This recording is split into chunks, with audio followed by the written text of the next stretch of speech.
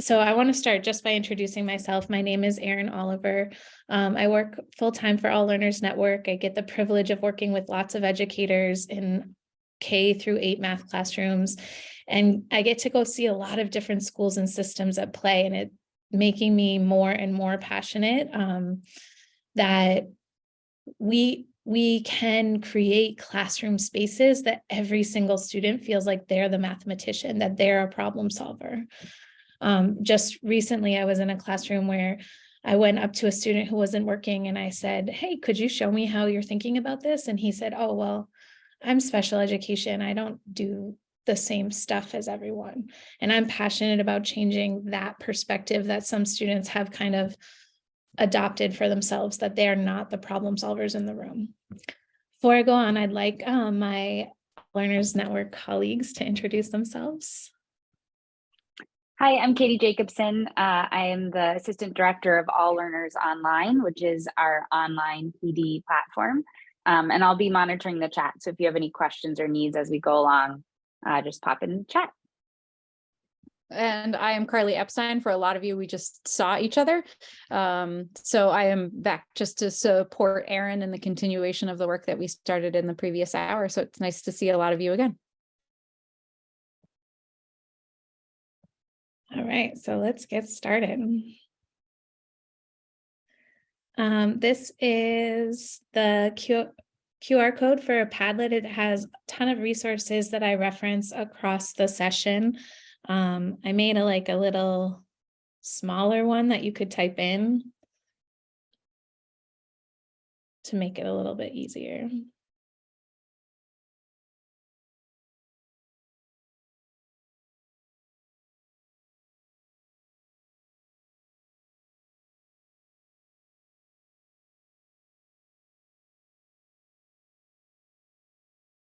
So at All Learners Network, we're really about creating a community of educators that are all about including all students. And that means including all students to really, that they feel like capable, confident mathematicians, that they feel like they are problem solvers.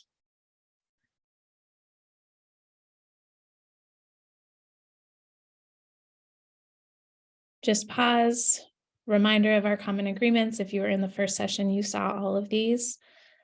My favorite one is number 3, that we're constantly learning, all of us, no matter where we are in this craft. And this craft of educating is very complex. There's always something else I can learn. There's always something else I can do better. And it's not all going to come at once. It comes across time. And just as that's true for our students, it's true for us as well.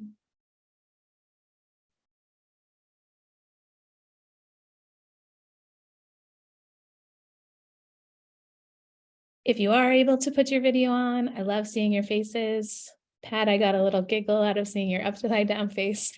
Thanks for the note. And if you can't put your video on too, I understand. It's just nice to see smiles and eyes.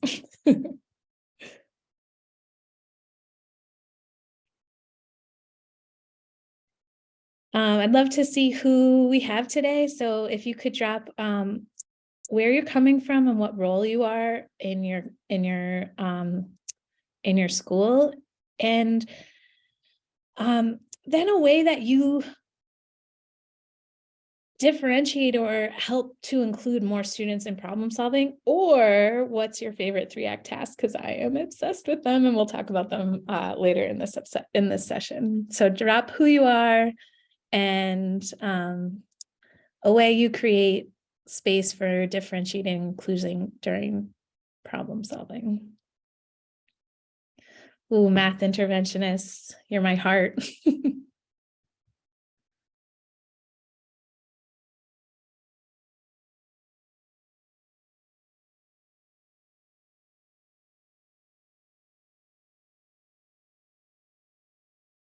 Oh, I love how many interventionists are in the group. This is awesome. We have a range of grades too. This is really great.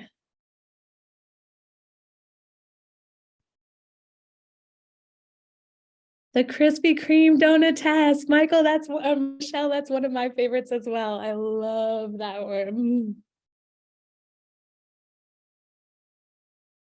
The Pringle Ringle. Rebecca, you named one of my other favorites. I was hoping my favorites would come through.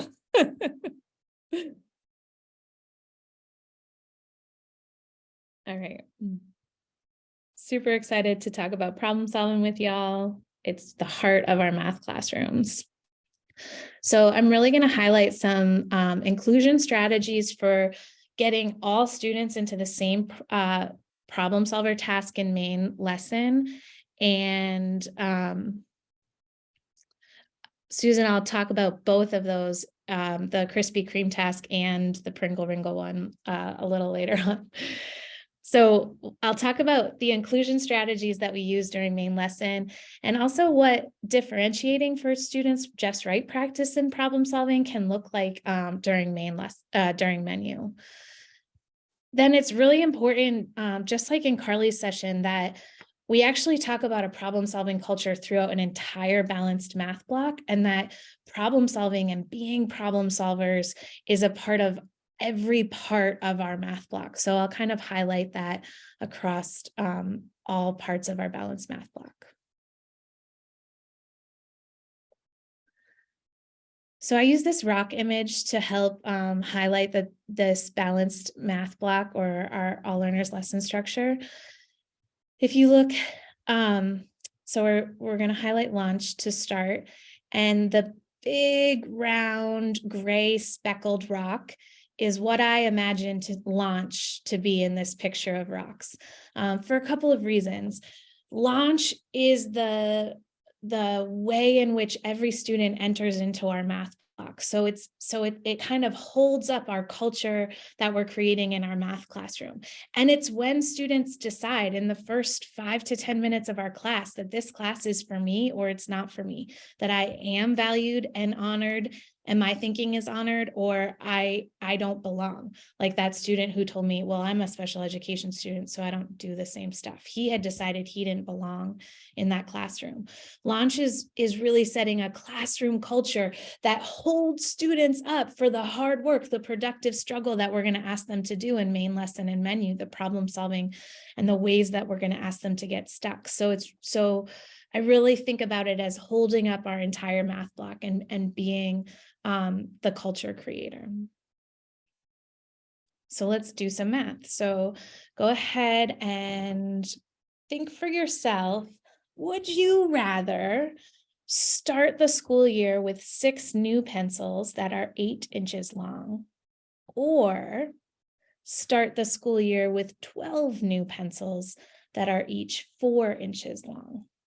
And I'll give a minute of private reasoning time, and then I would really be interested in which one you would rather do. So drop your reasons and your choices into the chat after a little bit of think time. 6 new pencils that are 8 inches long, or 12 that are 4 inches long.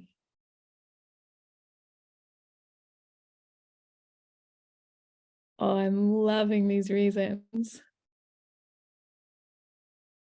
More erasers as one of the reasons. I love it. I don't like how short pencils feel when I'm writing. Longer, feel better in my hand. Oh, love it. Love it. The total length of the pencils are all the same, 48 inches. Ashley, nice job noticing that. I love the eraser argument too. So a big idea here is that I'm launching the math classroom with your voices, not mine, with your reasoning, not mine, because you are the problem solvers. You are, and when I say you, I mean students. So in this case, you guys are my students, but I'm really talking about your students. And that's a big idea, because I'm setting a problem solving culture in which my thinking doesn't matter. It's your thinking that matters. My reasons don't matter. It's your reasons. My strategies and way of going about the problem doesn't matter, because it's about what makes sense to you as a problem solver. Launch is this really, really important part of a balanced math block that helps to establish a problem-solving culture for the rest of our math class.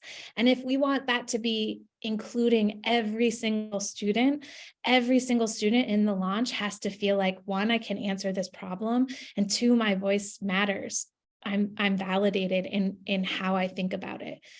Which means we want things that are more than one answer. And we want to emphasize students' choice of strategies, students' choice for their reasons, students' voice in how they describe what they were thinking about and why they thought about that.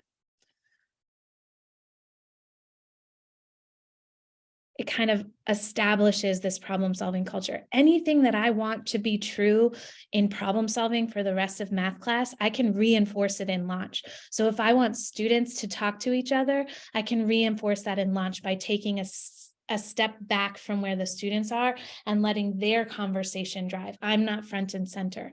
If I want this to be about really, really giving valid reasons why, being able to defend your answer, that culture gets established in launch in very predictable number sense routines that are always low floor, high ceiling, so that culture of problem solving, being able to reason and defend and pick different strategies, starts right away at the very beginning of math class. We're going to spend a big chunk of our time here in main lesson and then a big chunk of our time in menu. So in this rock image, again, for launch, I said it was the big gray speckled rock. The teacher is the small circle rock off to the side because the student's voice matters more, right? Their reasoning matters more. In main lesson, I'm picturing this pile of 4 rocks with the little red one, the gray one, another red one, and a white one. And here, we're in main lesson, the teacher is this big flat rock underneath. We're supporting students to enter into struggle. We're supporting students to take on a problem that they don't know how to do yet. That's a really important part of problem solving. And we're not going to show them. We are saying, I believe in you so much. I'm going to support you in this struggle. I'm going to let you be the problem solvers today. And I expect us to do it together in heterogeneous groups because I believe in each one of yours ability to problem solve, to reason, to think. And I'm going to honor that each one of you brings something really valuable to the classroom by making diverse groups, by believing. In fact, I'm a fan of random groups now. Like, really, I believe in every single one of you, so it doesn't matter who you get paired with.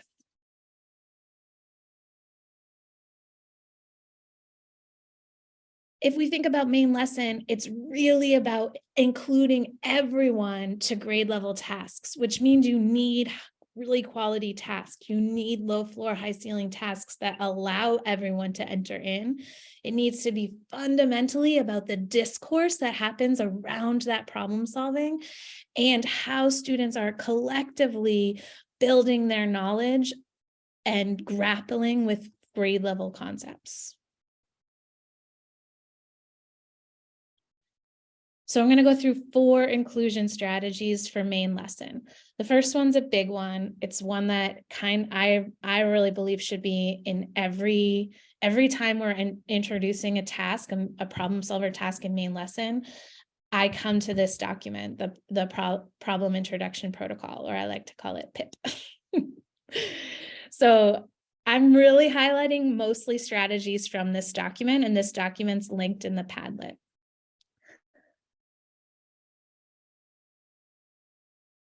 In the problem introduction protocol, we want to remove barriers to accessing the problem, but we do not want to remove students struggling with the math. So removing access to entering the problem does not mean I'm taking away the struggle that I want them to engage in, and that's really important. So first step in the problem introduction protocol, we read it together. This says read it together 2 times. I really highly recommend that. It's your choice if you, thanks Katie for resharing that. It's your choice if you do it 2 times as the teacher or if you do it first as the teacher and then all together chorally as a class. I think as students get older, I tend to drop off the choral reading. And with younger students, I tend to keep it. I always read it 2 times. Next step in the problem introduction protocol is we're addressing vocabulary. We're not saying, is there a word on here that anyone doesn't know?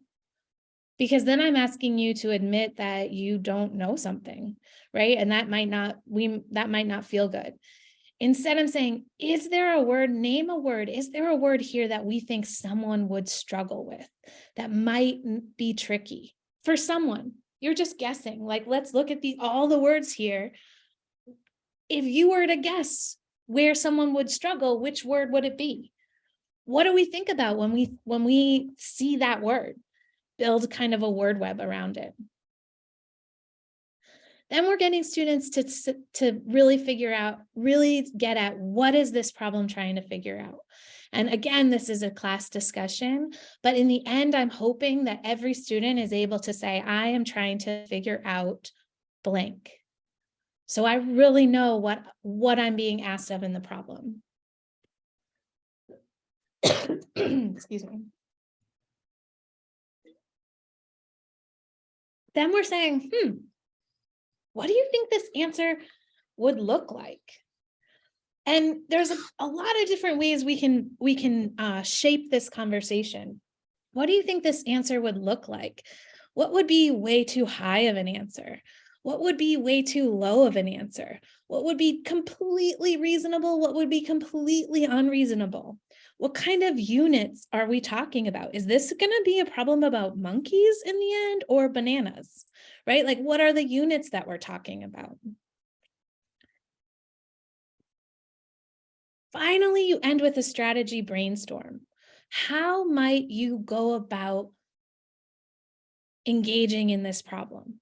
This might be operations. I think you would use adding. I think you would use subtracting, multiplication, division. It might be models and strategies, number line, area model, blocks, cubes, right? It might be tools. I think we could use our hundreds chart for this. And a really important part of the strategy brainstorm is that you are completely neutral and you are accepting every idea. Because in our problem solving culture that we're building in our classrooms, every single student knows that there are always multiple ways to get to a solution, that there's always a lot of different tools, strategies, and models that I can use to get to where I'm going. And so I'm not going to put any of my own feelings on their ideas. For example, if one student says it's addition and another student says it's subtraction and another student says it's multiplication, I'm saying, we could try addition. We could try subtraction. Maybe multiplication would be helpful here. I'm not giving any indication that it should be one operation or another, that it should be one model or another, that it should be one strategy or another. And that's a big difference than many of our programs and workbooks kind of make you feel like you're supposed to funnel students to one particular strategy. No, I want them to really always think, what are my tools? What tools are available to me? What models are available to me? What ways of thinking are available to me? Because I'm the problem solver. I'm the one that has to choose one of those and test it out. So I don't want to be giving them that information. That's a part of problem solving. All right, so let's try out the problem introduction protocol. So we've got a problem here. This is from one of our main lesson task libraries on All Learners Online. So the author of this question is actually here, Carly, and Katie is the big brain behind All Learners Online. So you've got like 2 bigwigs here. So if you want to know more about that platform, definitely reach out to us. All right, so let's dive into this problem. I'm going to walk through the problem introduction protocol and I will ask questions to be contributed in the chat. So I'll read it first. Kareem bought a pack of Pokemon cards for $6.15. He pays with $10. What combination of coins and bills could he get in change? I'm going to read it again. Feel free to read it with me, but you don't have to. Here we go. Kareem bought a pack of Pokemon cards for $6.15. He pays with $10. What combination of coins and bills could he get in change? Name a word in this problem that might be tricky for someone. What do we think? Yeah, combination. That's one that came to mind too. And change. Yeah, oh, nice. Awesome. Okay, combination and change, and maybe bills as well. So let's take these on one at a, oh, maybe Pokemon too. Really good point, Lindsay. Okay, so let's take these on. Combination. Put into the chat, what are some words you think about when you hear combination? Words, scenarios. Yep, combine, putting together, a mixture, groupings. Awesome. What does it mean in this scenario when they're talking about bills? Different ways to make, Ellen, that's a really nice one for this context. What about bills? We said bills might be a little bit confusing. In this problem, what do we think that it's bills really means? Paper money, nice.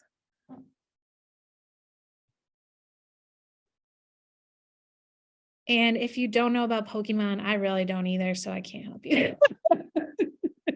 No. Okay, so, oh, great. We got some example of bills. There's $1 bills, $5 bills, $10 bills. Great. And then change. We talked about change, and this could mean a lot of different things. What in this context, what do we think change is really talking about? Yes, Shane, I would totally rely on the students. Change could be the cents. It could also be the money that they're getting back. Nice.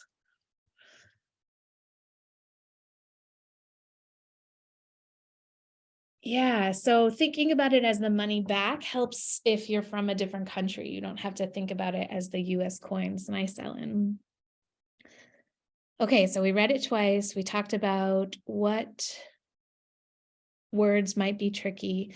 What are we trying to figure out here? What is this problem asking of us? Nice, it might be asking for a difference. Oh, Molly, I like how you said that. What mix of cents and paper bills could make a total of $10? Oh, Carly, nice. What kind of money did Kareem get back? So I'm trying to figure out what money did he get back? Okay, we're starting to get into the next. Nice. So would we expect him to get back more than $10 or less than $10? What would be reasonable in this context? Yeah, we're really expecting less than $10. So he's going to get some mixture of money back, and it's going to be less than $10.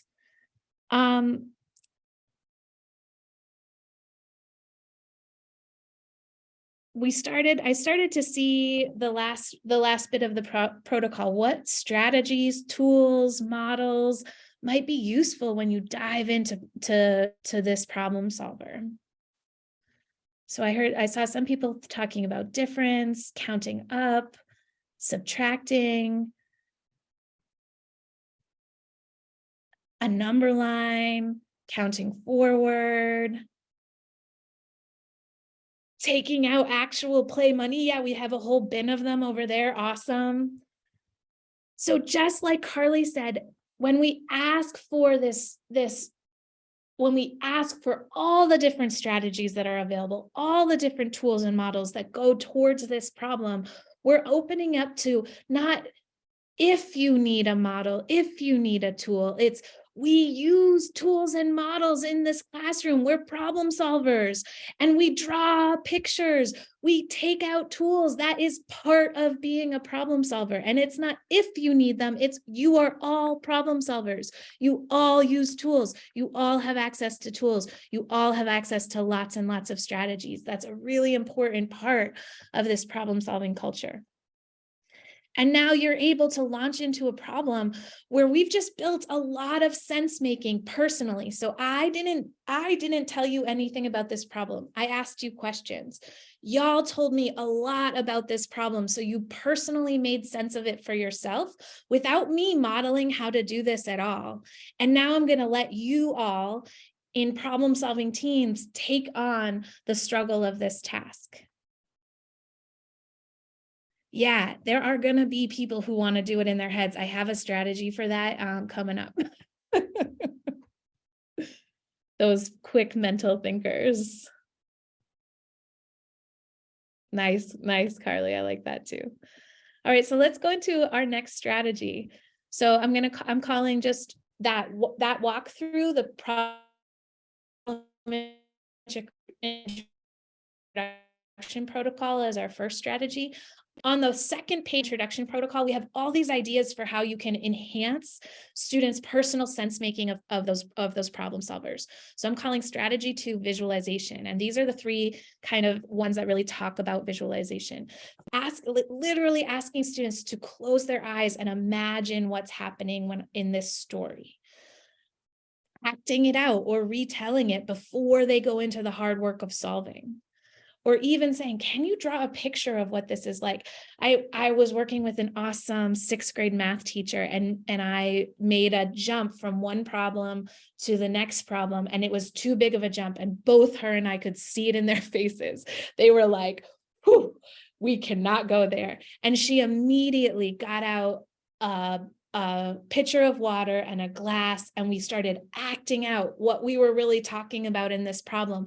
And immediately we started to see light bulbs going off just from acting it out. So like, it can be really, really helpful for them to, yes, make a movie of what they're about to do.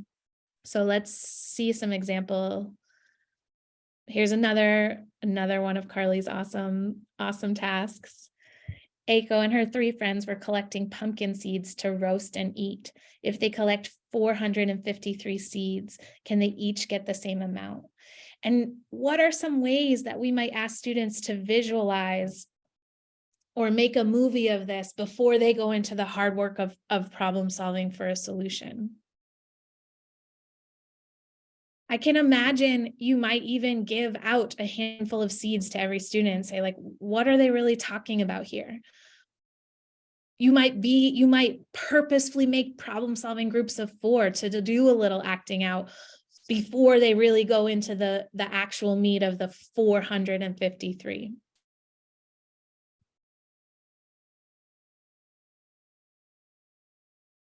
Inclusion strategy number 3. This is my favorite for those quick mental problem solve, like those kids who do mental math and they want to prove to you that they're the mathematician in the class because they get the answer the fastest and they don't even need to write it down on paper. I'm all about their skill. I'm not about promoting the idea that math is for speed and that the only mathematicians in the class are the ones who get the answers the fastest. So when I have those kids, I love the no numbers or questions inclusion strategy. So I've got a couple of examples of how this could look. Another awesome task by Carly. So Miss James was organizing markers for the students in the classroom. She has lots of markers. She wants each student to get the same amount of markers. Talk to me about what you're thinking for Miss James. How many students do you think she has? What would be reasonable? What would be totally unreasonable? What do we think a lot of markers is? What do we think the question is here? So let's start with students. Go ahead and put a guess. How many students do you think Miss James has? She's organizing markers for the students in her class. How many students do we think Miss James has? Drop it in the chat. 15, 20, 18, 25. You're right now using your own knowledge about class sizes and applying it to this problem solver. And it makes them, when we ask students to use their prior knowledge as the launching point for their problem solving, we are saying you have relevant life experiences that can be used in math class. And that's really important. 100 would be way too many. So yeah, she actually has 18 students. So Miss James is organizing markers for her 18 students in the classroom. She has lots of markers. She wants each student to get the same amount of markers. What do we think the question is going to be? What do you think you're going to be asked to figure out? Go ahead and put a guess in the chat. How many markers does she have? How many markers does each student get? How can she? Nice. Yeah. So we're thinking about, she wants to give the same amount to each student. So we're thinking about what that means. Love it. Interesting. Here's the actual question. Can she do it? Now, what are you thinking? Yeah. What are there going to be some markers left over? What is she going to do about that? I'm still thinking about how many we'll each get. Oh yeah, kids are definitely going to say that each needs one of each color, which is totally a high ceiling. Okay, you who already solved that she is going to give this many, well, you can't solve it yet because I haven't given you the total, so you still are missing a very important piece of information. But I might extend it. Okay, well, she has actually 20 orange, 25, right? Like I might extend it for a certain student. Yeah, everyone wants to know, how many markers does she have? Well, I told you she has a lot. What do you think a lot is? Put a guess in the chat. Who's going to get the closest? 200? Couple 200s. 250, that would be a lot of markers. Yeah, so she actually 80, nice. She actually has 146 markers. Now, just by going through this process of revealing information, you personally made so much sense about what you're about to do in terms of problem solving. And now everyone has that visual, but they've also activated their own prior knowledge. And I really deeply have a sense that I'm about to split up markers between people. Thanks, Judy. Here's another one. Oh my gosh, Carly, this might be one of my favorite ones that you've made. This problem solver doesn't have a question. I put this to the class and we start with notice and wonder, and then it's on them to create the questions. What math question could you ask using this information? I know this one really is awesome. And the number, like I did this one in a combined kindergarten, first grade classroom, and the teachers were blown away. They were like, every single student worked really, really hard on answering their question. And the types of questions that they were answering were all over the spectrum. They were at K standards, first grade standards, second grade standards, but they had chosen them for themselves. Yeah. So how much money would I need to buy one of each? Nice. Awesome. If I combined my two favorites, the gumball and the lollipop, how much money do I need? Erin, if I can just jump in on this Please, one. Carly. So if you were in the session with me, I shared that I was a second grade teacher for a very long time, and I did this problem for years with students. And I will tell you, it ended up generating a good week's worth of main lesson tasks, and the kids kept wanting to go, well, what about this question? Well, I was thinking about the candy shop. What about this question? And the things that kids started to add to and change about the problem, the low floor, high ceiling. I mean, there were some kids that were just like, how much would it be for one of this and one of this? Then some kids were like, well, how much money would I need to buy 3 of everything? So their willingness to take on this task day in and day out it was one of my most favorite parts of that particular unit, because kids really took ownership, because they were the ones generating the questions for everyone or a partner to solve. So there was so much flexibility in how we approached it and took it on. Yeah, thank you for sharing. It seriously is a killer in a good way. All right, looking at our time. So last inclusion strategy for main lesson, problem solving for everyone, is 3-act tasks. I love them, love them. They're a way to flip our instructional model. Instead of I do, we do, you do, which is an instructional model that makes us feel like we are the owners of the math, that the teacher is the problem solver and I just have to copy the teacher's thinking. I'm not about that. You each are problem solvers. You each bring very valuable life experiences, very valuable ways of thinking. You're the problem solvers. I'm just helping you engage in getting stuck and in struggling with important math concepts. So 3-act tasks help us flip that. So instead of starting with an I do, it starts with a you do. Act 1 is all about students noticing and wondering, predicting the question that they're going to be answering, estimating a reasonable or unreasonable answer. Act 2 is y'all do. You are going to be put in problem solving groups and you're going to, together, we're going to predict the information that we need. I'm going to give you some information that you need, and you're going to work in collaborative groups to see if you can answer that big question that you figured out, because you figured out by watching this first act what the big question was going to be. And then we come back together in Act 3 as a class. We're collectively really building our problem solving strategies, and we're going to do the select and sequencing that Carly talked about, with a big class discussion on and a big reveal of the actual solution in the tasks. So in that Padlet, I linked a few authors of 3-act tasks. There's so many, so you can Google 3-act tasks and get a whole bunch. My top 3, which were mentioned, Pringle Ringle, Krispy Kreme Me, and The Clapper, they're all written by Graham Fletcher. So he might be my favorite 3-act task author. Pringle Ringle is like a favorite for additive reasoning. The Krispy Kreme Me is a favorite for multiplicative reasoning, and The Clapper is a favorite for proportional reasoning. So these span all standards, all high leverage concepts. Last big chunk that we're going to cover is menu.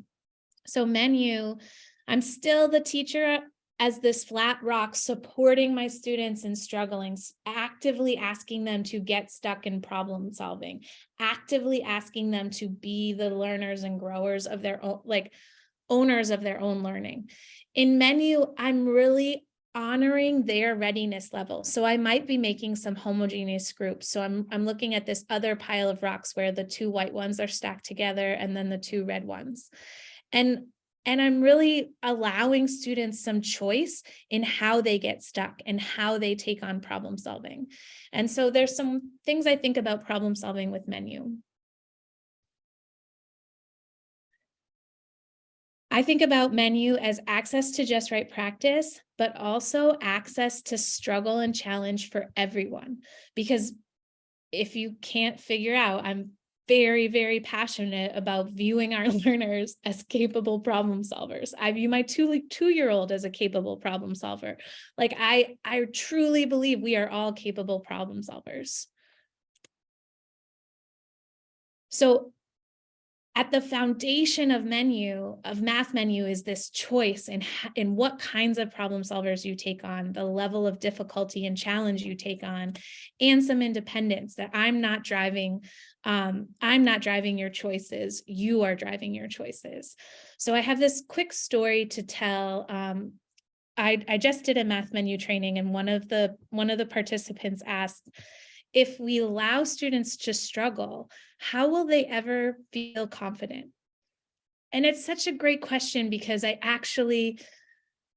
I think it's through the struggle that they start to gain confidence with themselves. So I linked in the Padlet this problem solver task from Enrich Maths, which is one website that I just go to a lot for really interesting problem solvers. It's called Maze 100. And it's this maze that I'm trying to make my way through, and I'm collecting numbers as I make my way through this maze, and I'm trying to get out of the maze with exactly 100 points, essentially. So I put Maze 100 on a math menu for a couple of months. It was there, and I had one student who went to Maze 100 over and over and over again. So it was his choice. He returned to it every day for at least a full month. And he failed over and over and over again. He'd make it out of the maze with 97. He'd make it out of the maze with 102. He'd make it out of the maze with 98, right? Like, he was so passionate about the struggle that he was taking on in Maze 100. And it was his choice. And he went back to it over and over and over again, to the point where, kid you not, he had in his math menu folder this massive packet of failed maze attempts. Like, it was like, I think it must have been 40 deep by the time he finally got to 100. And the confidence and the excitement and the pride that came from making it through that struggle was why we give students choice and independence in math menu. It's why we allow them to struggle over and over on their choice until they feel that sense of pride and ownership. Math menu is also this time where you can create a shared context. So I can say, hey, we just did this really cool main lesson problem solver task about pumpkins. Think back to the one we did together where we visualized sharing out those pumpkin seeds. Well, on your menu are more pumpkin problem solvers. And so students can choose the one that they want to take on. We've already built this shared context around it. And now I'm honoring that shared context with a lot of different, sorry, I just spilled my water. With a lot of different variety of pumpkin problem solvers. These are all examples from our menu library task on All Learners Online. Because we believe in making this same but different experience for students during menu really easy to do. So I can find all of our pumpkin problem solvers and create kind of a choice board of problem solving. A really, really key point here is that we label problem solvers and not students, because all students are problem solvers. There's not a low group, a medium group, a high group, or there's not my low flyers or my high flyers. And on any given day, I might be feeling more or less confident. So instead, our problem solvers are mild, medium, and spicy. And you're expected, this is a sample of kindergarten problem solver set. Everyone is expected to take on a problem solver about a bus, but you decide based on how you're feeling if you're going to take on the medium, mild, or spicy problem solver. And I use my love of Thai food here as like a quick example of that choice might change depending on how I'm feeling. I might go into my favorite Thai recipe and say, hit me with 5 spices. I'm ready for it today and the next day, right? Or I might just say, actually, today's just a mild day. I just don't feel like taking on that extra level of spice. It's still going to be that great Thai flavor. It's still going to be a great problem solving experience. It's my choice what level of spiciness I choose that particular day. Finally, math menu is a really, really great opportunity for non-routine problem solvers. So I linked a couple in the Padlet. They're from Enrich Maths. But this idea that I don't have to stay just with the types of word problems that our programs represent. I can have non-routine problems at a variety of levels to challenge all students, because I believe that every single student deserves challenge and deserves to get stuck in a problem.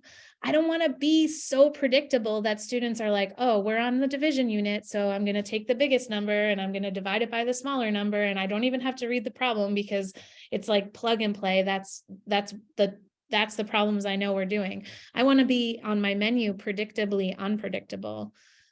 And even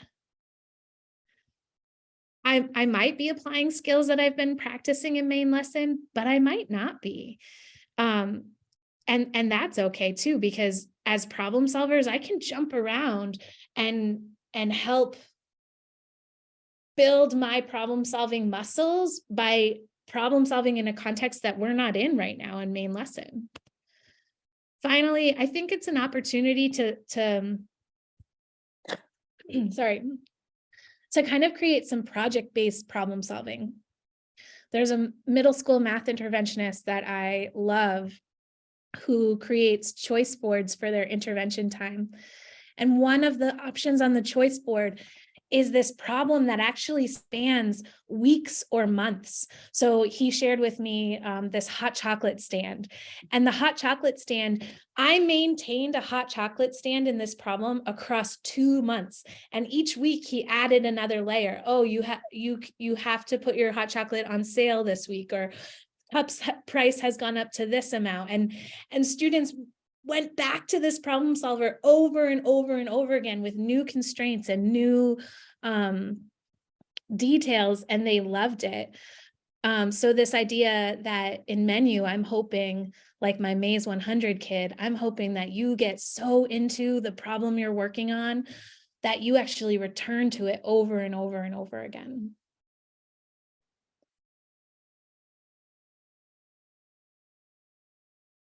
Okay, so that wraps up everything that I wanted to say about including everyone in problem solvers. We're always reinforcing this problem solving culture that we're building in our classrooms. So closure is about reinforcing that problem solving culture. I'm hoping to get you all stuck. And I believe in you as problem solvers that you will find a way to get unstuck. And I want to honor the ways that we've done that. I want to honor the multiple different solutions or pathways that students found to get unstuck. And I want to connect all of that together. So as much as launch is reinforcing my problem solving culture, closure is as well. And I forgot to say, in the rock picture, closure is the big red rock at the beginning, or at the bottom, that triangular red rock. It's easy to forget about, but in many ways, it kind of keeps everything going, because when I choose to honor the struggle that students were in main lesson problem solving and in menu problem solving, I'm reinforcing that culture and that willingness of students to get stuck again the next day.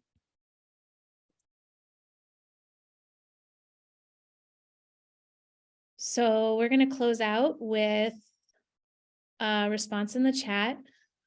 One change in your practice that you're going to make, I'm most looking forward to incorporating, or something I've already implemented, but I love, so I want to make sure people know, like Krispy Kreme me 3-act task, do it if you're in multiplicative reasoning.